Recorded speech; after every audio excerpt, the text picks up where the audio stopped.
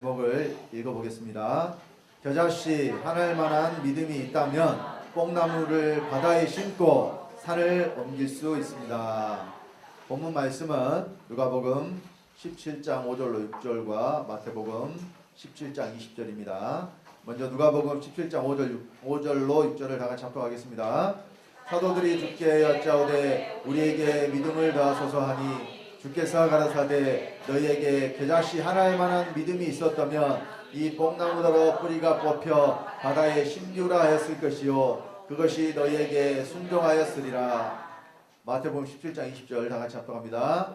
가라사대 너희 믿음이 적은 연곤이라 진실로 너희에게 이르노니 너희가 만일 믿음이 한 겨자씨만큼만 있으면 이 산을 명하여 여기서 저기로 옮기라 하여도 옮길 것이요 또 너희가 못할 것이 없으리라. 아멘. 자, 예수님께서 믿음에 대해서 말씀을 하시면서 너희가 믿음이 얼만큼만 있으면?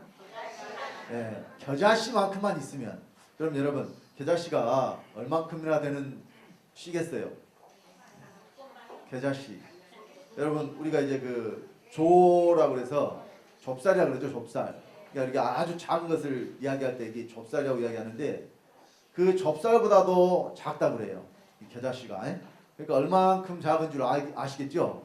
예. 그러니까 자 믿음이라는 것이 그냥 그렇게 조금이라도 너에게 있으면은 너희가 어떤 일을 할 수 있다고 예수님이 말씀하셔요? 뽕나무를 바다에 심어버리고 산을 옮겨버린다고 그러잖아요. 그 여기서 산을 옮길 분이 그런 믿음을 여러분들이 가지고 계시나요? 아멘이 아니에요. 아멘이에요. 그러니까 자 여기 산을 옮기는데 어떤 산을 옮길 것이며 뽕나무를 어떤 바다에 심을 것인가에 따라서 여러분들이 할 수 있는 일이 되는 것인가 할 수 없는 일이 되는 것인가가 이렇게 나눠집니다. 그러니까 이 말씀을 예를 들어서 문자적인 뜻으로 우리가 이해를 한다면 진짜로 뽕나무를 바다에 심는다. 있을 수 있는 일이에요? 네. 말도 안 되는 소리죠. 또 산을 옮긴다 그랬는데 자 우리나라에는 설악산이 유명하죠. 우리는 너무 거리가 멀어서 설악산 가기가 힘드니까 믿음으로 여러분들이 설악산을 묻은 사람을 좀 바꿔놔요. 그러면은 구경 다니기 편할 거 아니에요. 설악산이 명산이라 계절마다 그냥 사람들이 그냥 그 구경하러 막 다니는데 너무 멀어서 가기 힘드니까 믿음으로 좀 설악산을 좀 옮겨가지고 구경하기 편하게 만들어 놓으면 얼마나 좋겠어요. 많은 사람 믿음도 필요 없고 한 사람만 그런 믿음을 가지면 되잖아요. 산을 옮길 만한 믿음. 그런데 성경이 말씀하는 이 산을 옮기는 믿음은 이 세상에 있는 어떤 그런 산을 옮기는 믿음이 아니라는 것입니다. 그래서 성경이 말씀하는 것들을 문자적으로만 보면 말도 안 되는 소리가 굉장히 많습니다. 그래서 성경은요 영적인 것을 말씀하고 있고 믿는 자 안에서 이루어진 일을 말씀하고 있다는 것입니다. 이걸 모르기 때문에 하나님 말씀이 이루어지지를 않는 거예요. 자 그러면 뽕나무를 바다에 심으라고 그랬고 또 산이 들리어 아까는 우리 마태복음 17장 20절에는 이 산을 옮겨 여기서 저기로 그러니까 어딘지 말씀을 안 했지만 여기서 산을 여기서 저기로 옮긴다고 그랬어요. 그런데 다른 말씀을 또 보니까 산을 어디로 옮겨버리느냐 바다에 던져버린다고 이렇게 말씀을 하고 있어요. 자 우리 마가복음 11장 22절로 24절을 다시 한번 읽습니다. 합독합니다. 예수께서 대답하여 저에게 이르시되 하나님을 믿으라. 내가 진실로 너에게 이르노니 누구든지 이 산더러 들리어 바다에 던지우라 하며 그 말하는 것이 이룰 줄 믿고 마음에 의심치 아니하면 그대로 되리라. 그러므로 내가 너에게 말하노니 무엇이든지 기도하고 구하는 것은 받은 줄로 믿으라. 그리하면 너에게 그대로 되리라. 자 여러분 기도하고 무엇이든지 구하는 것을 받은 줄로 믿으면 그렇게 된다고 그러잖아요. 무엇이든지라고 하니까 사람들이 자 전부 뭘로 이 초점을 맞추느냐 자기 위주로 자기에게 필요한 것으로 세상 일로 초점을 맞춰서 이걸 기도하면 또 내가 기도하고 받은 줄로 믿으면 하나님 내게 이루어 주신다. 근데 못 받은 것은 네 믿음이 부족하기 때문이다. 그러니까 기도를 더 열심히 하고 또 헌금도 더 많이 내고 봉사도 열심히 하고 이렇게 해라. 맞아요? 맞습니까? 우리 성도님들은 아니까 아멘 한 사람이 한 사람도 없어요. 근데 성경을 잘 모르는 목사들이 뭘 구할 것인가를 가르치지도 않고 그냥 네가 필요한 것, 네가 원하는 것 하나님께 구하면 하나님이 다 해주신다. 무엇이든지 구하라고 했지 않느냐. 이렇게 된단 말이에요. 여기 무엇이든지가요. 사람에게 속한 무엇이든지가 아니라는 거예요. 하나님은요. 사람의 일을 하게 하시려고 사람을 구원하시겠어요? 그러면 사람에게 어떤 일을 하게 하시려고 사람을 구원하시겠어요? 네, 사람에게 하나님의 일을 하게 하시려고 사람을 구원하시는 겁니다. 그러니까 무엇이든지 우리가 기도하고 구하는 것은 하나님의 일을 기도하고 구하는 것이지 세상 무엇을 먹을까, 무엇을 입을까, 무엇을 마실까에 대한 것을 기도라고 성경에 말씀한 것이 한 군데도 없다는 사실이에요. 너희는 먼저 그 나라와 그의 의를 구하라 그랬죠. 자, 무엇을 먹을까, 무엇을 마실까, 무엇을 입을까 이것들은 이방인들이 구하는 것이라 그랬어요. 너희 아버지가 정말 하늘에 계신 너희 아버지가 너희의 진짜 아버지면 이 모든 것이 너에게 있어야 할 줄 아신다고 그랬다니까요. 여러분 자녀들 기를 때에 자녀들이 아버지 배고파 죽겠어요. 밥 좀 주세요. 해야 밥을 줘요? 밥 안 먹는다 그래도 얼른 밥때 됐으니까 와서 밥 먹으라 그러잖아요. 왜 밥을 안 먹냐고 그러잖아요. 안 그래요? 왜 그럽니까? 때가 됐으니까 자식들을 아버지가 먹이고 기르고 양육하는 것이 당연한 것이니까 달란 말 안 해도 주고 또 다른 거 해달라 그래도 맛있는 거 해주고 먹고 싶은 거 사주고 이것이 바로 부모예요. 하물며 하늘에 계신 아버지께서 하나님의 자녀를 굶어 죽게 하시겠냐고요. 달라고 안 한다고 해서. 그러니까 이것은 믿음이 뭘 구하는 것이 믿음인지를 제대로 알지 못하기 때문에 이 세상 것을 구하는 것입니다. 여러분, 자, 우리가 성경에 보면은 믿는 자에게 능치 못함이 없다. 무엇이든지 할 수 있다. 이런 말씀들이 많이 있어요. 우리 마가복음 9장 23절에 보면 예수께서 이르시되 할 수 있거든이 무슨 말이냐. 믿는 자에게는 능치 못할 일이 없느니라. 무엇이든지 할 수 있다는 말씀을 하셨어요. 자, 그래서 말씀을 잘못 이해한 사람들 중에요. 이런 사람들이 있었어요. 강원도의 기도원에서 어떤 전도사님이 금식 기도를 열심히 하고 은혜를 충만하게 받아가지고 내려오는데 내려오는 길에 강이 있고 다리가 하나 있었어요. 그런데 이 사람이 생각하기에 갑자기 어떤 생각이 났냐면 베드로가 물 위로 걸어간 생각이 났어요. 그래서 야, 내가 지금 이렇게 믿음이 충만하고 베드로도 믿음으로 물 위를 걸었는데 나도 믿음으로 물 위로 못 걸어가겠느냐. 그래서 믿음이 충만해가지고 그 사람이 물에 그냥 첨벙첨벙 바로 그냥 믿음을 가지고 들어갔어요. 어떻게 됐을까요? 물 위로 걸어갔을까요? 물 위로 걸어간 것이 아니라 빠져 들어갔어요. 근데 마침 수영을 했든지 지나간 사람이 구해줬든지 모르지만 죽지는 않은 것 같아요. 그런 이야기는 제가 못 들었으니까 어쨌든 물 위로 걸어간 것은 아닌데 물속에서 나왔어요. 그런데 이 사람의 다음 행동이 어떤 행동이 나왔느냐.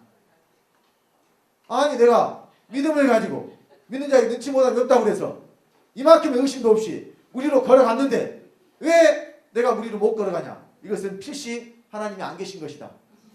그날로 예수를 안 믿어봤다 그래요. 여러분, 이 사람이요 진짜로 자기는 믿었어요. 자기 확신을 가지고 자기는 믿어서 그러니까 물 위로 걸어갔겠죠. 물에 들어갔겠죠.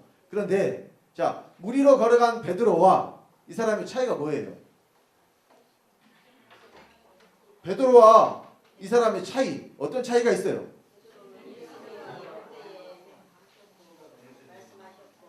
자, 베드로는 예수님이 걸어오라고 하니까 걸어간 것이고 이 사람은 그냥 지가 지 생각으로 무리로 걸어가 버린 거예요.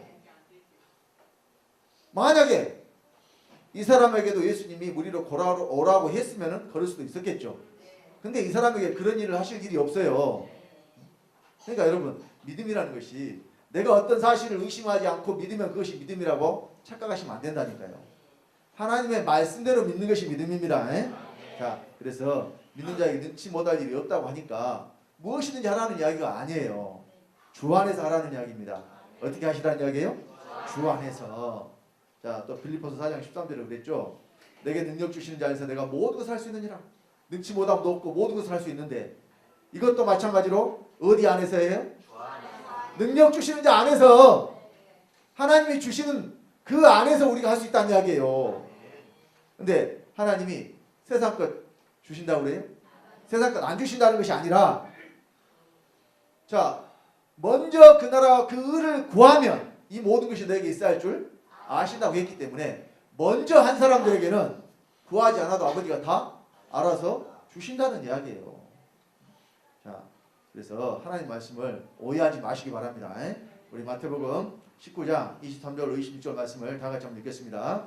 예수께서 제자들에게 이르시되 내가 진실로 너에게 이르노니 부자는 천국에 들어가기가 어려우니라. 다시 너에게 말하노니 약대가 바늘기로 들어가는 것이 부자가 하나님의 나라에 들어가는 것보다 쉬우니라 하신대. 제자들이 듣고 심히 놀라 가로되 그런즉 누가 구원을 얻을 수 있으리까? 예수께서 저희를 보시며 가라사대 사람으로는 할 수 없으되 하나님으로서는 다 할 수 있느니라. 자, 여러분, 이 말씀도요 어떻게 해석을 하느냐? 구원은 하나님이 전적으로 하시는 것이기 때문에 하나님이 구원해 주셔야 구원 받는다, 이렇게 해석을 합니다. 그런데요, 이 말씀은 그렇게 해석을 하면 안 됩니다. 왜냐? 자, 누가 구원을 얻을 수 있습니까? 그랬잖아요. 제자들이 물어본 질문이 누가 구원을 얻을 수 있습니까? 예수님이 말씀하시기를 사람으로는 할 수 없다. 그럼 사람은 그거 못 받는다는 이야기예요. 그럼 누가 구원 받느냐? 하나님으로서는 다 할 수 있다 그러잖아요. 그래서 자, 요한복음 10장 34절로 35절에 너희 율법에 기록한 바 내가 너희를 신이라 하지 아니하였느냐? 성경을 피하지 못하나니 말씀을 받은 사람들을 신이라 하셨거든. 말씀을 받으면 저와 여러분들이 뭐가 돼요? 신이 돼요. 신은 곧 누구예요? 하나님이죠. 우리가 뭐가 된다는 이야기예요? 하나님 된다는 이야기예요. 여기서 우리가 하나님 된다는 것은 아버지 하나님을 말씀하는 게 아니에요. 아버지 하나님 몇 분이에요? 그분은 한 분이에요. 근데 그 아버지의 생명을 받은 하나님의 아들들은 얼마큼 많아요? 그렇죠. 아브라함에게 약속하시기를 네 자손이 땅에 띠끌과 같다 이렇게 말씀하셨고, 또 네 자손이 하늘에 별과 같다 이와 같이 말씀하셨다니까요. 이렇게 많은 하나님의 아들들이 나오는 것을 말씀하셨는데 그 아들들은 다 하나님의 아들들이기 때문에 하나님의 아들은 누구여야 돼요? 하나님이어야 돼요. 사람이 자식을 낳았다고 가서 축하해 주잖아요. 자식 낳은 사람들한테 축하해 주죠. 그런데 자식을 낳은 게 아니라 어떤 사람이 개를 낳았다고 합시다. 그런 일이 없겠지만 만약에 그런 일이 있다고 하고 어떤 사람이 개를 낳았다고 합시다. 축하할 일이에요? 그러면 어떤 일이에요? 그런 일은? 그렇죠. 그게 참남한 일이에요. 있을 수 없는 일이에요. 어떻게 사람이 개를 낳답니까? 사람이 당연히 사람을 낳아야죠. 그러면 하나님이 아들을 낳았는데 하나님이 아니다. 그럼 이거 어떤 일이에요? 그 참남한 일이에요. 하나님이 아들을 낳았으면 당연히 아들은 하나님 해야죠. 이것이 축하할 일이고 할렐루야죠. 그러니까 여러분들 하나님 아들 됐으면 여러분 다 뭐예요? 하나님이에요. 하나님. 여기서 말하는 하나님은 전지전능한 어떤 그런 능력을 행하신 하나님 말하는 게 아니라 아버지의 생명을 받은 생명을 가진 하나님이에요.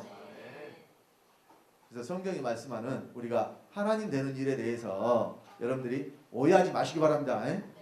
생명을 얻은 아들로서 하나님이지 어떤 능력을, 큰 권능을 가진 그런 이적과 표적을 행하는 그런 하나님으로 생각하지 마시기 바랍니다. 그리고 성경이 말씀하는 능력이라는 것이 사람에게 주신 것이요, 죄를 이기고 죄를 다스리는 것을 말씀을 해요. 여러분들이 막 무리로 걸어가고 죽은 자를 살리고 병든 자를 고치고, 물론 이런 은사도 있어요.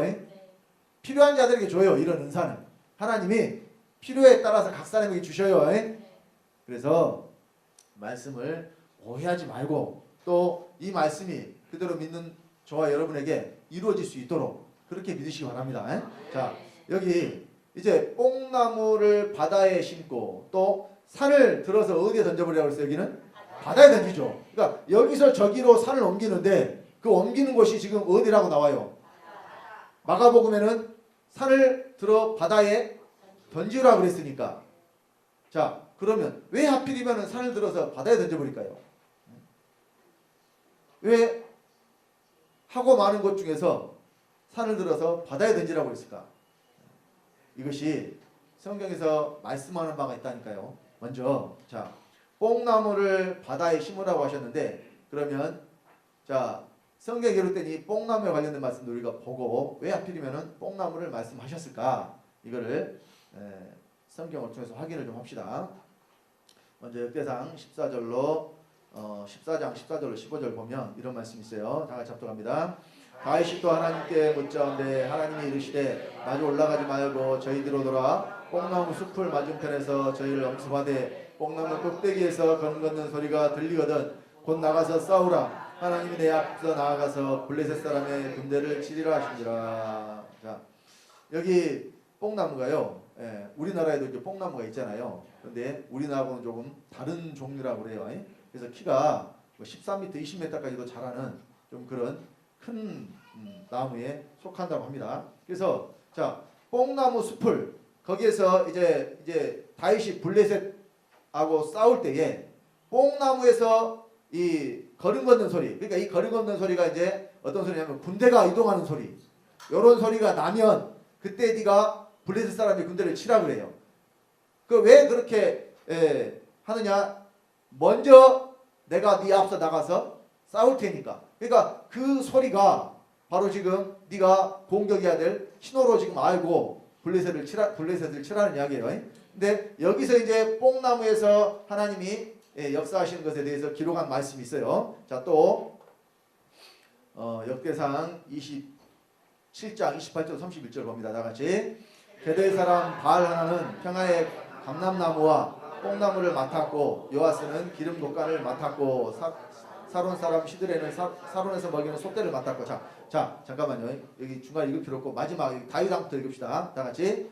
다윗 왕의 재산을 맡은 자들이 이러했더라. 자, 역대상에 보면은 자, 왕의 재산을 맡아서 관리하는 사람들에 대해서 쭉 이렇게 기록을 하고 있어요. 그런데 여기 특별히 어떤 나무를 나무 종류가 많을 거 아니에요.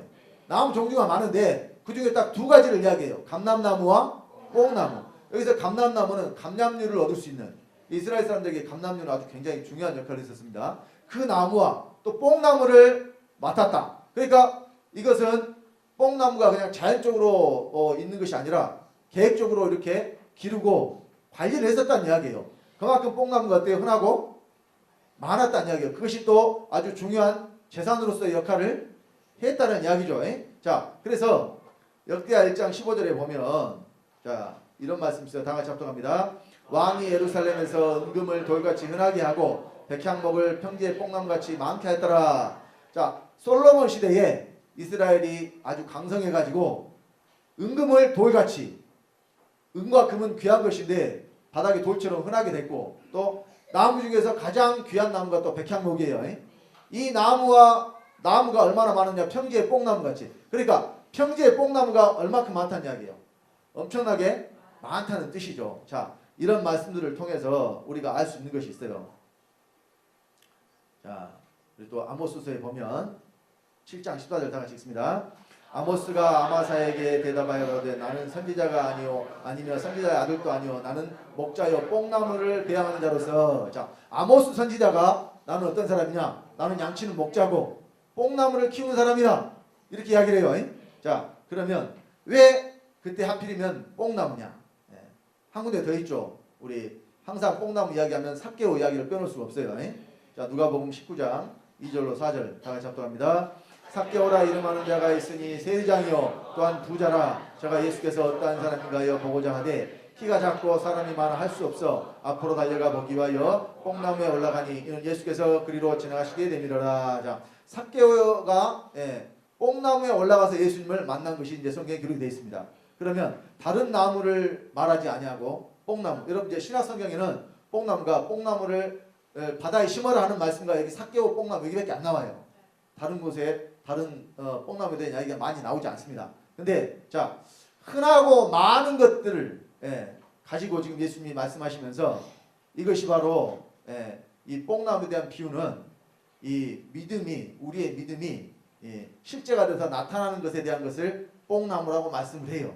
그러니까 자, 다윗에게 뽕나무에서 소리가 나면 그것으로 네가 블레셋을 치는 신호로 삼으라 그랬죠. 이 다윗이 하나님을 믿는 믿음에 대한 것이 그 뽕나무에서 나타나요. 뽕나무 꼭대기에서. 자, 또한 이 삭개오가 어디 올라가서 예수님을 봤어요? 자, 먼저는 자, 예수님을 만나니까 예를 들어서 백향목으로 올라간다 해도 되잖아요. 백향목 나무에 올라가서 예수님을 보면 오히려 더 좋을 거 아닙니까?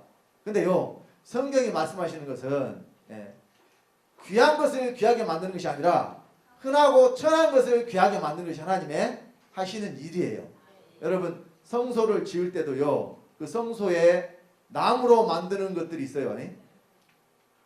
상이라든가 궤라든가 이런 것들은 먼저 나무로 만드는데 그 나무가요 아주 귀하고 좋은 재질의 나무를 쓰는 게 아니에요. 조각목이라고 그랬잖아요. 여러분 조각목. 여러분 나무가요 통으로 돼가지고 하나로 딱 되는 것이 좋은 나무예요? 그냥 이어 붙여가지고 막 이렇게 붙여서 만든 것이 좋은 나무예요?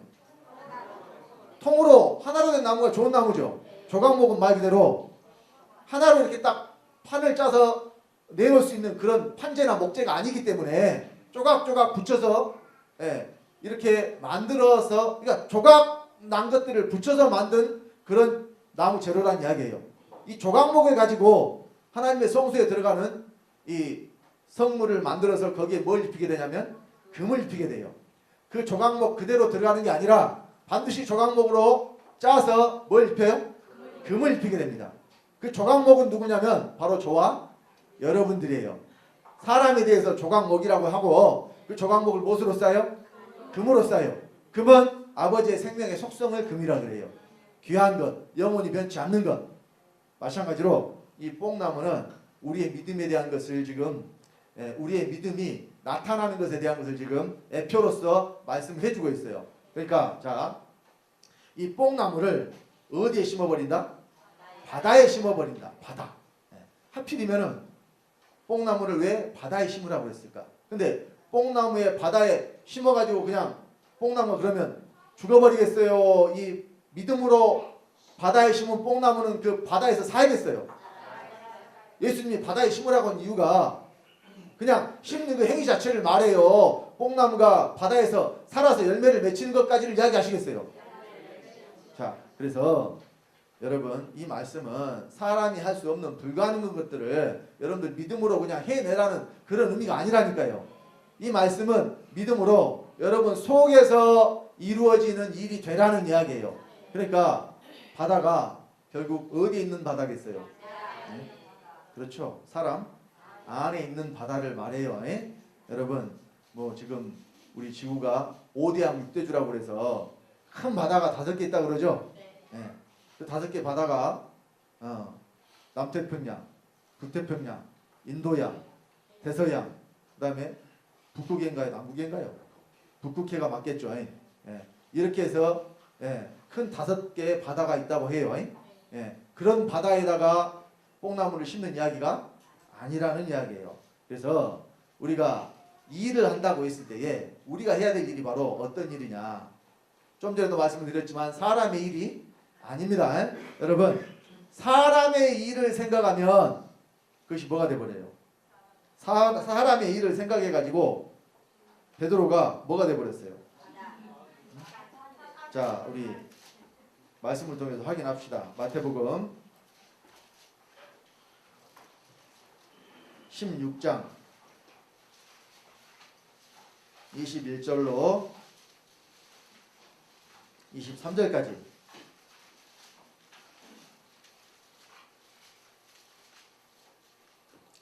마태복음 16장 21절로 23절입니다. 다 같이 합독합니다. 이때로부터 예수 그리스도께서 자기가 예루살렘에 올라가 장로들과 대제사장들과 서기관들에게 많은 고난을 받고 죽임을 당하고 제3일에 살아나야 할 것을 제자들에게 비로소 가르치시니 베드로가 예수를 붙들고 가나에 가로되 주여 그리 마옵소서 이 일이 결코 주에게 미치지 아니하리이다. 예수께서 돌이키시며 베드로에게 이르시되 사단아 내 뒤로 물러가라. 너는 나를 넘어지게 하는 자로다. 네가 하나님의 일을 생각지 아니하고 도리어 사람의 일을 생각하는도다. 자, 여기 하나님의 일과 사람의 일이 나오죠. 그런데 베드로는 지금 어떤 일을 생각했어요? 사람의 일을 생각하니까 베드로에게 예수님이 뭐라 그래요? 사단이라고 그러잖아요. 그러니까 사람의 일을 생각하면 뭐가 돼요? 사람이 사단이 된다니까요. 그러니까 우리가 하나님 되려면 어떤 일을 해야 돼? 하나님의 일을 해야 돼요. 그래서 예수님이 우리에게 일하라고 하셨을 때 사람의 일을 하라고 하셨을까요? 하나님의 일을 하라고 하셨을까요? 예수님은 하나님의 일을 하라고 하셨다니까요. 자, 요한복음 6장 29절에 다 같이 합독합니다. 예수께서 대답하여 가라사대 하나님의 보내신 자를 믿는 것이 하나님의 일이니라. 뭐가 하나님의 일이에요? 보내신 자를 믿는 것. 그러면 보내신 자를 믿는다고 하니까 예수 그리스도를 믿습니다. 이것만 하고 있으면 이것이 하나님의 일일까요? 일은 입으로 해요? 몸으로 해요? 일은 절대 입으로 하면 안 돼요. 입으로만 일하는 사람들이 있어요. 그럼 일이 될까요? 일이 돼요? 입으로 일해서는 절대 일이 안 됩니다. 몸으로 행동으로 움직여야 일이 되는 거예요. 그래서 하나님의 보내신 자를 믿는 것은요, 하나님의 말씀이 저와 여러분들 통해서 이루어지는 거라니까요. 이것이 일이에요. 자, 그래서 예수님은 요한복음 14장 12절에 이렇게 말씀하신 거예요. 내가 진실로 진실로 너에게 이르노니 나를 믿는 자는 나의 하는 일을 저도 할 것이요 또한 이보다 큰 것도 하리니 이는 내가 아버지께로 가미니라. 예수님이 아버지께로 가시니까 믿는 저와 여러분들이 예수님이 하신 일도 하고 큰 일도 한다 그러잖아요. 이 일은 전부 어떤 일이에요? 하나님의 일이라니까. 믿는 일, 믿는 자에게서 하나님의 말씀이 이루어지는 일, 이 일을 저와 여러분들이 할 수 있다는 이야기예요. 그래서 일할 수 있는 자들은 어떤 자들이냐? 요한복음 9장 4절에 때가 아직 낮음에 나를 보내신 이의 일을 우리가 해야 하리라. 밤이 오리니 그때는 아무도 일할 수 없느니라. 낮에 있는 자들만 일할 수 있어요. 어떤 사람들이 낮이라고 그랬어요? 지난 주 설교가 세상의 빛에 대해서 예수 그리스도가 세상의 빛이니까 믿는 자들도 뭐가 돼요? 세상의 빛이 된다 그러죠. 그러면 누가 낮이고 누가 밤이에요? 빛이 안에 없으면 밤이고 빛이 안에 있으면 낮이라고 그러죠. 그러면 누가 일할 수 있어요? 빛이 안에 있는 낮이 된 사람들만 일할 수 있다는 이야기예요. 이 일도 사람의 일입니까? 하나님의 일입니까? 하나님의 일입니다. 자, 그래서요, 뽕나무를 바다에 심는 것도 하나님의 일이에요. 여러분 하셔야 돼요. 예수님이 하라고 그랬잖아요. 그것도 겨자씨 않을 만한 믿음만 있으면 한다고 그랬어요. 또 산을 들어서 바다에 던지는 것도 하나님의 일이에요. 이거 하셔야 돼요, 여러분들이. 그러면 어떤 산을 어떤 바다에 던질 것이냐, 또 어떤 뽕나무를 어떤 바다에 심을 것이냐, 이걸 알아야 여러분들이 이 일을 행할 수가 있다는 이야기입니다. 자, 그래서 성경이 말씀하는 바다는 사망과 죄 중에 있는 상태를 바다라고 하고, 산은 거룩하고 신령한 상태를 산이라고 해요. 그런 말씀들을 통해서 이제 확인을 하겠습니다. 먼저 죽은 자들이 받는 심판이 요한계시록 20장 11절로 15절에 기록이 되어 있습니다. 다 같이 합독합시다. 또 내가 크고 흰 보좌와 그 위에 앉으신 자를 보니 땅과 하늘이 그 앞에서 피하여 간데 없더라. 또 내가 보니 죽은 자들이 물론 대소하고 그 보좌 앞에 섰는데 책들이 펴있고 또 다른 책이 펴졌으니 곧 생명책이라. 죽은 자들이 자기 행위를 따라 책들에 기록된 대로 심판을 받으니 바다가 그 가운데서 죽은 자들을 내어주고 또 사망과 음부도 그 가운데서 죽은 자들을 내어주매 각 사람이 자기 행위대로 심판을 받고 사망과 음부도 불못에 던지우니 이것은 둘째 사망 곧 불못이라. 누구든지 생명책에 기록되지 못한 자는 불못에 던지우더라. 자, 백보자 심판을 받고 불못에 들어가는 자들에 대해서 성경이 지금 기록을 하고 있어요. 그러면 저와 여러분들은 이 심판은 받는다 그래요? 안 받는다 그래요? 믿는 저와 여러분들이 이 심판을 안 받는다 그래요? 왜 안 받느냐? 자, 우리 요한복음 5장 24절. 우리는 이 심판 안 받습니다. 요한복음 5장 24절입니다.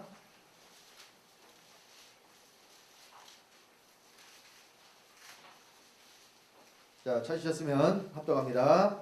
내가 진실로 진실로 너에게 이르노니 내 말을 듣고 또 나 보내신 이를 믿는 자는 영생을 얻었고 심판에 이르지 아니하나니 사망에서 생명으로 옮겼느니라. 자, 우리는 왜 심판에 이르지 않느냐? 영생을 얻었기 때문에. 그리고 사망에서 어디로 옮겼어요?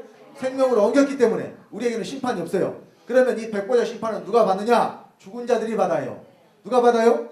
이 죽은 자가 육체의 생명이 죽어서 흙에 묻힌 자를 말하는 게 아니에요. 아버지의 생명이 없는 자들을 죽은 자라 그래요. 여러분 여기 보면 책들이 펴있고 또 다른 책이 펴졌으니까 생명책이라 그랬죠. 여러분이 생명책이요, 생명이 기록된 것을 말해요. 여러분 생명이, 여러분 뭐 어떤 하늘에 가면은 책이 있어가지고 거기에 우리 이름이 기록되면 그 사람은 산 사람이고, 예? 기록이 안 됐으면 죽은 사람이고, 이게 아니라니까요. 사람이 바로 생명이 기록된 책이에요. 자, 새 언약이 뭐라 그랬어요? 내 법을 너희 마음에 생각에 기록한다 그랬죠. 기록한다 그러잖아요. 책은 기록한 것을 말해요. 그래서 여기 죽은 자들도요, 자기 행위를 따라 책들에 기록된 대로 심판을 받아요. 책들에 기록된 대로 심판을 받는다. 여러분 여기서 정확히 말하면 책이 뭐냐면 여러분의 혼이에요. 혼. 여러분의 혼이 여러분의 태어나면서부터 살았던 모든 것을 다 기록하고 있어요. 우리는 시간이 지남에 따라서 망각을 하잖아요. 이것도 사실은 하나님이 주신 선물이에요. 고통스럽고 괴로운 일이 계속해서 떠나지 않고 생각나고 그것이 머릿속에 있으면 평생 어떻게 살겠어요? 그러나 시간이 지나면서 어때요? 사람은 다는 아니더라도 이제 기억이 점점 희미해지고 그것이 그 강도가 점점 옅어지니까 그나마 살 수가 있죠. 그러나 여러분의 혼은, 여러분의 생각은 그것을 잊을지라도 여러분의 혼은 모든 걸 다 기록하고 있다니까요. 그래서 영의 세계에 가면요, 그 기록된 모든 것들이 낱낱이 다 드러나게 돼 있어요. 하나도 빠짐없이. 그러니까 여러분 요즘에 그 CCTV나 자동차 블랙박스 이런 것이 24시간 이렇게 촬영을 해가지고 모든 것을 다 어때요? 기록을 해놓죠. 이와 같이 여러분의 혼이 여러분이 한 모든 행위와 모든 생각과 여러분의 모든 의지를 다 담아서 기록을 해놓는단 말입니다. 그걸 가지고 이제 우리는 사망에서 생명으로 옮겼기 때문에 심판을 받지 않지만 믿지 않는 자들은 그 믿지 않는 죄에 의해서 바로 이 백보자 심판을 받는 거예요. 그리고 그 앞에서는 변명의 여지가 없습니다. 왜? 낱낱이 자기 이 혼에 기록된 대로 다 드러나 버리니까. 그 세계에서는요, 뭐 변명이나 거짓말이 통하지 않는 세계예요. 자, 그래서 여러분이 생명이 기록된 생명책이 되시는 거예요. 어떤 책이 하늘나라에 있어가지고 그 책에 여러분들의 이름이 기록된 게 아니라 지금 여기서 여러분의 영의 육의 신비에 아버지의 생명이 기록되면 그 사람이 바로 생명책인 줄 믿으시기 바랍니다. 저와 여러분들은 그래서 심판을 받지 않는 거예요. 생명이 어디에 기록됐기 때문에. 내 영에, 또 내 영에만 들어와요. 내 몸에까지 또 생명이 충만하게 채워져요. 우리 몸에까지 생명이 채워지죠. 자, 이것이 바로 심판을 받는 자들과 그렇지 않는 자들에 대한 이야기예요. 우리는 이 백보자 심판을 절대 받지 않습니다. 근데 자, 여기 아까 중요한 거 말씀 안 드렸는데 여기 죽은 자들을 어디서 내어준다고 돼 있어요? 바다가 그 가운데서 죽은 자를 내어주죠. 여기 근데 땅에서 죽은 자를 내어준다는 말씀은 없어요. 잘 보세요. 땅에서 죽은 자를 내어준다는 말씀 없다니까요. 사람 죽으면 바다에, 물론 옛날 바이킹들은 사람 죽으면 불태워가지고 바다에 뛰어보내는 것으로 장례를 치렀어요. 근데 대부분의 사람들은 사람이 죽으면 어떻게 해요? 매장하잖아요. 매장, 땅에. 그러면 죽은 자를 내어주려면은 땅에서 죽은 자가 더 많아요? 바다에서 죽은 자가 더 많아요? 땅에서 죽은 자가 훨씬 많은데 땅에서는 죽은 자를 안 내주고 어디서만 죽은 자를 내줘요? 바다가 그 가운데서 죽은 자를 내줘요. 왜 바다만 죽은 자를 내줄까요? 이 바다가 바다에 빠져 죽은 사람을 말하는 게 아니라는 것입니다. 자, 그래서 이 성경이 말하는 바다는요, 어떤 바다냐? 우리 계시록 13장 1절에 보면, 자, 짐승이 나오는데요. 어디서 나오느냐? 다 같이 합독합니다.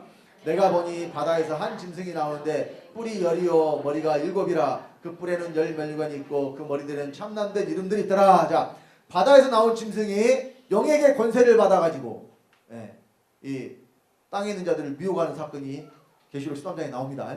그런데 이어서 또 짐승이 한 마리 나와요. 그 짐승 어디서 나오냐? 또 땅에서 나온다고 되어 있어요. 자, 내가 보면 또 다른 짐승이 땅에서 올라오니 새끼 양같이 두 뿔이 있고 용처럼 말하더라. 근데 이 짐승은 바다에서 나온 짐승을 또 경배케 하고, 바다에서 나온 짐승이 있는데 그 짐승을 또 경배케 하는 것이 어디서 나오는 짐승이에요?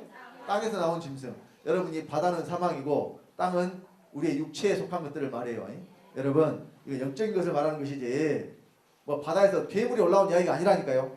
뭐 머리가 7이고 뿔이 10인 그런 괴물이 바다에서 올라오는 이야기가 아니라 사람 속에 있는 사망의 바다에서 나오는 이것들이 우리를 죽이는 사망 가운데로 끌고 가는 그것들이 곧 짐승이라는 이야기예요. 영의 권세를 받은. 그래서 요한계시록을요 사람 밖에 있는 어떤 사건으로 해석을 하면요 절대로 제대로 된 해석이 나올 수가 없어요. 지금 종말이 왔다고 많은 목사들이 이 요한계시록의 때가 이르렀다고 이야기하면서 환란의 때가 온다고 전부 곧 예수 곧 오신다고 이야기하는데요. 전부 어떤 이야기하고 있느냐? 세상 이 지구에서 이루어지는 사람 밖에서 이루어지는 것을 가지고 이야기하고 있단 말이에요. 그래서 잘못됐다는 거예요. 자, 그러면 여러분 또 다른 사건을 우리가 하나 또 보고 말씀을 듣겠습니다. 여러분 그 거라사의 강은 이야기는 아마 잘 아실 거예요. 군대 귀신 들린 자가 있었어요. 자, 이 사람이 내용이 기니까 자 빨간색으로 된 데만 한번 봅시다. 밑에부터 여기 그가부터 봅시다. 다 같이. 그가 멀리서 예수를 보고 달려와 절하며 큰 소리로 부르짖어 가로되 지극히 높으신 하나님의 아들 예수여 나와 당신과 무슨 상관이 있나이까 원컨대 하나님 앞에 맹세하고 나를 괴롭게 마소서 하니. 자, 이는 예수께서 저에게 이르시기를 더러운 귀신아 그 사람에서 나오라 하셨습니다. 자, 그러니까 그 사람에게서 나오라고 했는데 이 사람 속에 귀신이 하나 들어간 게 아니었어요. 자, 네 이름이 무엇이냐 가로되 내 이름은 군대니 우리가 많습니다. 군대가 들어간 거예요. 한 사람 속에. 그럴 수가 있어요. 왜냐하면 귀신은 영이고 영적인 존재는 시간과 공간의 제약을 받지 않아요. 그러니까 한 사람 속에도 2,000마리의 귀신이 들어갈 수가 있어요. 그런데 자, 이 귀신들이 예수님한테 뭐라고 구하느냐? 저기 이해부터 봅시다. 이해 다 같이. 이에 간과하여 가로되 우리를 돼지에게로 보내어 들어가게 하소서 하니 허락하신대 더러운 귀신들이 나와서 돼지에게로 들어가니 거의 2,000마리 되는 떼가 바다를 향하여 비탈로 내리더라 바다에서 몰살하거늘. 자, 귀신이 어디로 들어가가지고? 돼지에게로 들어가가지고 돼지가 어디로 들어가서? 바다에 들어가서 몰살해버리죠. 그럼 여러분 이 이야기가 무슨 이야기 같아요? 귀신이 진짜로 그 돼지, 그러니까 그때 당시 돼지도 되게 많이 쳤나봐요. 아니 지금도 이 돼지 농장이 2,000마리 있으면 엄청나게 사육 두수가 꽤 되는 거예요. 그런데 그 이스라엘 당시에 돼지를 2,000마리나 사육을 했다면 이건 어마어마한 양인데, 여러분 이게 그러면 실제 이 돼지 떼에 귀신 들어가는 이야기일까요? 여러분 귀신이 돼지에 들어가는 존재예요? 귀신이 어디에 들어가는 존재예요? 자, 우리 마태복음 12장 43절로 45절. 자, 다 같이 합독합니다.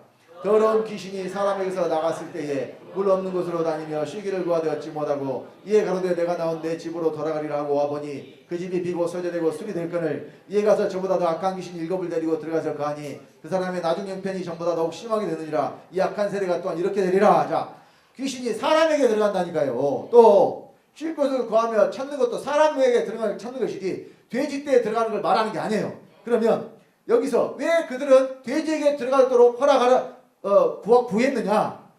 그러면 성경이 말하는 돼지가 뭐냐? 자, 우리 마태복음 7장 6절 예수님 하신 말씀 보면 알 수 있어요. 다 같이. 거룩한 것을 개에게 주지 말며 너희 진주를 돼지 앞에 던지지 말라. 저희가 그것을 발로 밟고 돌이켜 너희를 찢어 상할까 염려라. 여기 개돼지가 나오죠. 예수님 말씀하신 개돼지가 진짜로 짐승 개돼지를 말할까요? 말씀을 줘도 그렇죠. 받지 않고 깨닫지 못하는 자들에 대해서 뭐라 그래요? 돼지라 그래요. 돼지, 개돼지. 자, 베드로서 2장 20절로 22절에도 다 같이 합독합니다. 만일 저희가 우리 주 되신 구주 예수 그리스도를 알므로 세상의 더러움을 피한 후에 다시 그 중에 얽매이고 지면 그 나중 형편이 처음보다 더 심하리니 의의 도를 안 후에 받은 거룩한 명령을 저버리는 것보다 알지 못하는 것이 도리어 저에게 나으니라. 참 속담에 이르기를 개가 그 토했던 것에 돌아가고 돼지가 씻었다가 더러운 구덩이에 도로 누웠다는 말이 저에게 응하였도다. 자, 이 개돼지도 지금 개돼지 이야기예요? 사람 이야기예요? 사람 이야기입니다. 사람 이야기. 그러면 예수님이 그 군대 귀신에게 들어가라고 한 그 돼지가 돼지 실제로 사람들이 잡아먹는 돼지겠어요? 말씀을 받고도 깨닫지 못하는 사람이겠어요? 근데 그 즉시로 바닷물에 빠져 죽는 그 사건을 말하는 게 아니라 이들은 귀신에 의해서 결국 어디에 들어가서 바다에 들어가서 죽게 된다는 것을 예수님이 말씀하시는 거예요. 이 안에는 그냥 돼지 농사 그 짓는 사람들이 망한 이야기가 아니란 말입니다. 지금 무슨 말인지 아시겠어요? 자, 그래서 이 예수님이 참 이 일하실 때요. 예수님은 어디서 일하셔야 되겠어요? 예수님은 어두운 데서 일하셔야 예수님이 빛이 되시겠죠. 또 사망 가운데서 일하셔야 생명을 주시겠죠. 그래서 예수님이 활동하시던 주무대가 성전이 있는 예루살렘이 아니었다니까요. 예루살렘은 물론 한 번씩 가셨어요. 6월절에는 가셨어. 언제는요? 6월절에는 예수님이 성경에 보면 3번 가신 것이 성경에 나와요. 그래서 3년이라고 하는 거예요. 예수님이 3년 동안 공생애를 하셨다고 하잖아요. 6월절 3번 지나 6월절 1년에 한 번이니까 3번의 6월절이 지난 것이 성경에 기록이 되어 있기 때문에 그래서 예수님이 몇 살에 돌아가셨다고 한 거예요? 30세에 시작을 하셨다는 것이 성경에 나와요. 공생애를 시작하는 것이 30세인데 몇 살에 죽었다는 것은 안 나와요. 그런데 어떻게 해서 우리가 33세에 예수님이 돌아가셨다고 하느냐? 3번의 6월절이 성경에 기록이 되어 있어서 그래요. 이 6월절에는 반드시 예수님이 어디 가셨냐면 예루살렘에 가셨어요. 그런데 거의 대부분을 어디서 사역하고 일하셨느냐? 갈릴리에서 했어요. 갈릴리. 이 갈릴리에 대해서는 이방이라고 그랬어요. 예루살렘이. 이방의 갈릴리 그랬고 이 갈릴리는 어디를 중심으로 있냐면 갈릴리 호수. 갈릴리 호수를 중심으로 이렇게 마을이 쭉 있어요. 그 마을들에서 주로 예수님이 사역을 하고 일을 하셨어요. 그럼 왜 그랬을까? 자, 여러분 성경에 보면 이스라엘 지도 나와 있잖아요. 갈릴리 호수로 시작해서 요단강을 쭉 흘러가지고 맨 나중에는 사해라니까요. 사해. 참 희한하게 돼 있어요. 그 물이 근데 지난번에 한번 말씀드린 것 같지만은 갈릴리가 바다예요, 호수예요?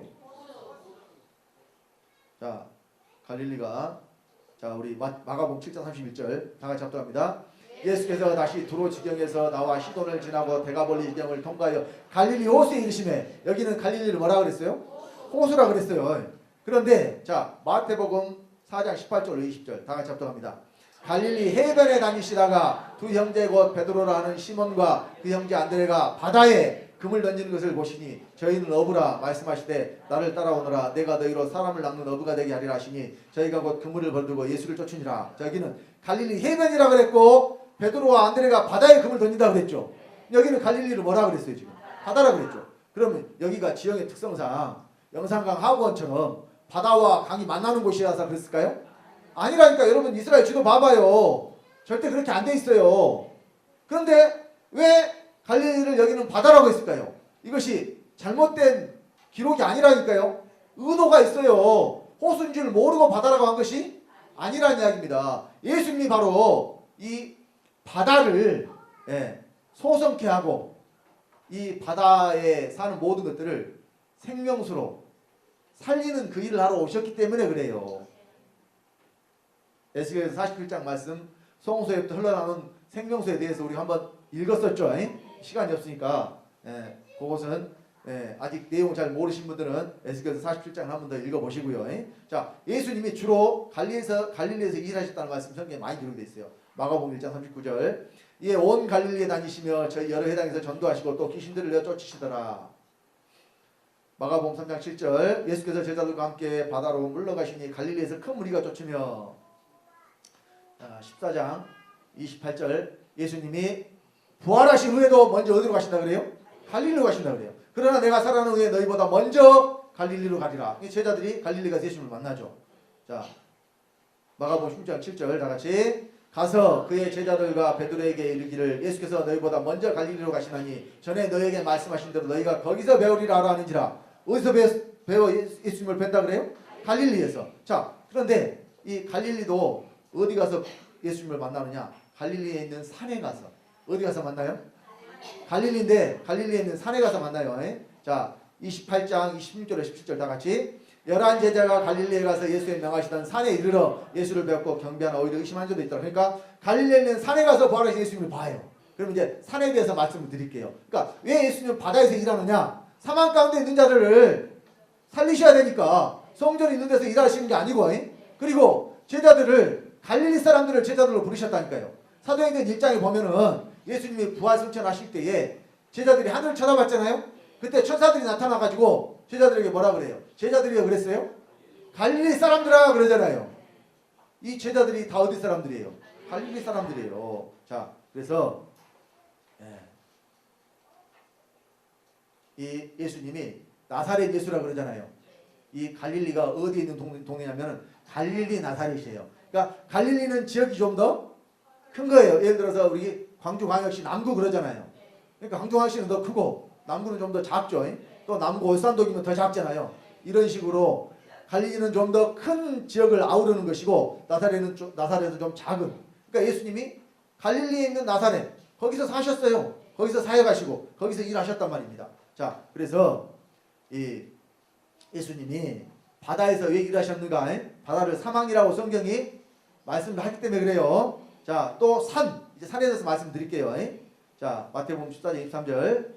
무리를 보내신 후에 기도하러 따로 산에 올라가시다 저물매 거기 혼자 계시더니. 자, 기도하러 가실 때는 어디로 가셔요 지금? 산에 가셨어요. 산에. 자, 또 영광스러운 몹으로 변형된 때가 있어요. 자, 마태복음 17장 1절로 2절. 엿새 후에 예수께서 베드로와 야고보와 그 형제 요한을 데리시고 따로 높은 산에 올라가셨더니 저희 앞에서 변형되사 그 얼굴이 해같이 빛나며 옷이 빛과 같이 휘어졌더라. 영광스러운 모습으로 변화되신 그때도 어디로 가서 하셨냐면은 산에 가서.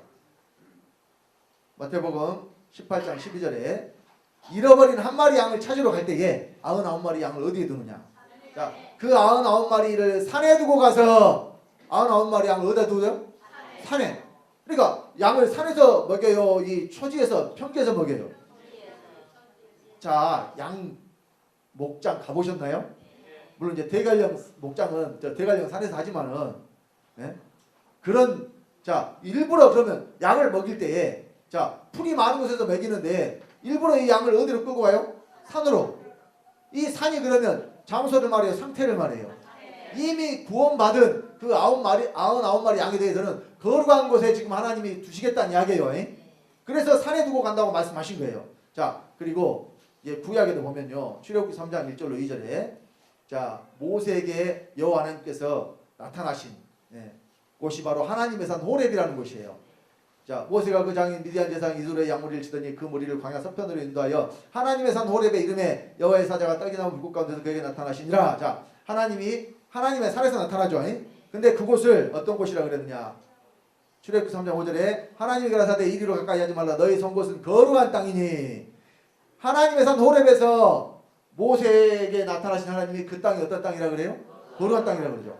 그 산 자체가 거룩한 것이 아니라 산에 나타나신 하나님으로 말미암아 그 땅이 거룩한 땅이란 이야기예요. 그리고 자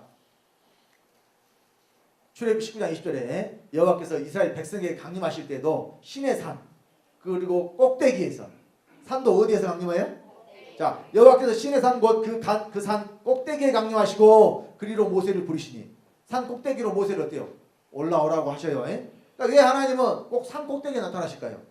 그냥 평지에는 안 나타나시고 산이 신령한 곳 거룩한 것을 의미하기 때문에 그래요. 자 창세기 22장 1절로 2절에 보면 이삭을 여호와께 바치라고 아브라함에게 말씀하시고 그 믿음을 시험하실 때도 어디로 가라 그러느냐? 모리아 땅으로 가서 내가 네게 지시하는 한 산 거기서 그를 번제로 드리라. 이삭을 드릴 때도 모리아 땅 산에서 드리라 그러죠. 이 산이 아주 중요한 의미를 갖습니다. 여기 모리아라는 이 지명의 뜻이 바로 여호와의 계시라는 뜻이에요. 여호와의 계시. 근데 자, 이 모리아 땅은 나중에 하나님의 성전이 지어진 곳이래요. 솔로몬에 의해서. 역대하 3장 1절에 자, 다 같이 솔로몬이 예루살렘 모리아 산에 여호와의 전 거축하기를 시작하니 그곳은 전에 여호와께서 그 아비 다윗에게 나타나신 곳이요 여부스 사람 오르난의 타작마당에 다윗이 정한 곳이라. 자, 모리아 산이 바로 아브라함이 이삭을 무엇으로 드렸어요? 번제로 드린 산. 이곳에 성전을 짓게 하셔요. 우연이 아니에요. 자, 그래서 성경 전체는 산에 대해서 말씀하실 때 이 산이 어떤 곳을 뜻해요? 거룩한 곳, 신령한 곳. 그러니까 자, 여호수아 5장 2절로 3절에도 할례산이 있습니다. 여러분 변화산은 없는데 할례산은 있어요. 변화산은 없어요 성경에. 영광스러운 모습으로 변화되셨다고 하는 것이지 변화산이라는 지명은 없어요. 그런데 여호수아에는 할례산이 있습니다. 다 같이 합독합니다. 그때 여호와께서 여호수아에게 이르시되 너는 부싯돌로 칼을 만들어 이스라엘 자손들에게 다시 할례를 행하라 하시매 여호수아가 부싯돌로 칼을 만들어 할례산에서 이스라엘 자손들에게 할례를 행하니라. 자, 이 할례를 행한 자들은 그러니까 우리도 할례를 받아야 되죠. 우리는 마음의 할례를 받아야 돼요. 자, 이스라엘 백성은 육체에 받았는데 근데 자, 이 가나안 땅에 들어간 자들은 애굽에서 나온 자들은 할례를 다 받았는데 가나안 땅에서 자 들어간 자들은 광야에서 난 자들이잖아요.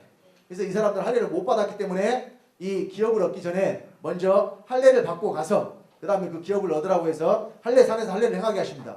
아무 데서나 할례를 행하는 게 아니라 어디서 해요? 할례산에서. 그러니까 성경이 말씀하는 산은 예수님이 기도하러 갈 때도 산으로 아버지께 기도할 때 예수님 반드시 산에 가서 기도하셨어요. 왜 산에 가셨을까? 뭐 등산이 취미라서 산에 가셨겠어요? 그렇게 아시면은 문제가 있겠죠. 예수님은 산을 말씀하실 때는 항상 거룩하고 신령한 곳이 산이라는 것을 우리에게 알게 하기 위해서 또 바다를 말씀하실 때는 이 바다는 사망이고 죄 가운데 있는 자들을 말씀한다는 것을 알게 하기 위해서. 자, 그렇다면 이제 바다와 산 또 뽕나무가 무엇인지를 제가 성경을 통해서 말씀을 드렸어요. 뽕나무는 흔한 것이지만 저와 여러분들의 믿음이 많고 흔한 거예요. 그러니까 많은 사람이 구원을 받기를 원하시는 하나님의 뜻이에요. 또 이 뽕나무는 우리의 믿음에 나타나는 것에 대한 상태를 뽕나무라고 말씀을 했어요. 여러분 이 뽕나무가 푸른 것이잖아요. 성경에 여러분 나무나 풀 이런 것은요 하나님의 진리에 대해서 말씀하실 때 나무나 풀이라 그래요. 여러분 그 이스라엘의 그 히스기야 왕이 있었잖아요. 아니 히스기야 왕이 아니고 저기 바벨론의 느부갓네살 왕이 있었잖아요. 느부갓네살 왕이 7년 동안 뭘 먹었어요? 풀을 먹고 하나님을 알게 돼요. 소처럼 풀을 먹고 뭘 알아요? 하나님을 알아요. 여러분 그것이 성경의 풀은 진리의 말씀을 뜻해요. 자, 그래서 이 예수님이 처음 제자들을 부르실 때요 어부를 불렀잖아요. 그러니까 이 어부가 바다에서 고기 잡는 어부라고 말씀하신 거라니까. 그러니까 마태복음 4장에 호수인데도 불구하고 너희는 나중에 어디서 고기를 잡아야 되니까 바다에서 고기를 잡아야 되니까. 자, 그래서요 이 베드로가 나중에 고기 잡으러 예수님이 부활하신 후에 예수님을 만나고 성령을 받은 후에 고기 잡으러 간 사건이 나와요. 요한복음 21장에. 근데 밤새도록 고기를 못 잡았어요. 예수님이 뭐라고 말씀하시느냐? 가라사대 그물을 배 오른편에 던지라. 그러면 얻으리라. 여기 그물을 배 오른편에 던져서 물고기 153마리를 잡은 사건이 나옵니다. 여러분 이 사건은 뭘 의미하냐면 예수님이 자 제자들을 부르실 때 어떤 약속을 했어요? 내가 너희로 사람 먹는 어부가 되게 하리라. 이 일을 누가 해야 되냐면 지금 제자들이 해야 돼요. 자, 이것은 하나님의 일이고 어떤 일이냐? 마태복음 13장 40절 48절에 천국을 이루는 일입니다. 다 같이 합독합니다.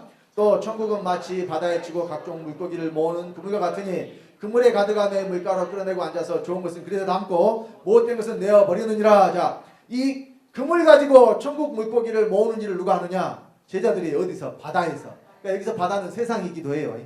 여기서 바다는 뭘 뜻해요? 세상. 세상에 많은 사람들이 있는데 그들을 그물로 끌어모아서 천국에 들어가게 하는 일을 지금 제자들이 한단 말입니다. 그러니까 이 베드로가 큰 물고기 153마리를 잡았으나 그물이 찢어지지 아니하였더라. 이렇게 나와요. 자, 가득히 찬 큰 고기가 153마리라 이같이 많으나 그물이 찢어지지 아니하였더라. 천국 물고기를 잡는 그물은 찢어진다는 이야기 안 찢어진다는 이야기예요. 그래서 자 성경이 말씀하는 것은요 우리에게서 바다가 없어지는 것이 곧 하나님의 뜻이라는 것을 말씀을 해요. 요한계시록 21장 1절에 다 같이 합독합니다. 또 내가 새하늘과 새 땅을 보니 처음 하늘과 처음 땅이 없어졌고 바다도 다시 있지 않더라. 여러분 이 새하늘과 새 땅은요 사람 속에 이루어지는 하나님의 나라를 말해요. 여기에는 뭐가 없어야 돼요? 바다가 없어야 돼요. 바다. 이 바다가 세상 바다를 말하는 게 아닙니다. 시간이 다 됐습니다만은 새하늘과 새 땅이 어디 이루어져야 되냐? 저 여러분 안에서 이루어져야 돼요.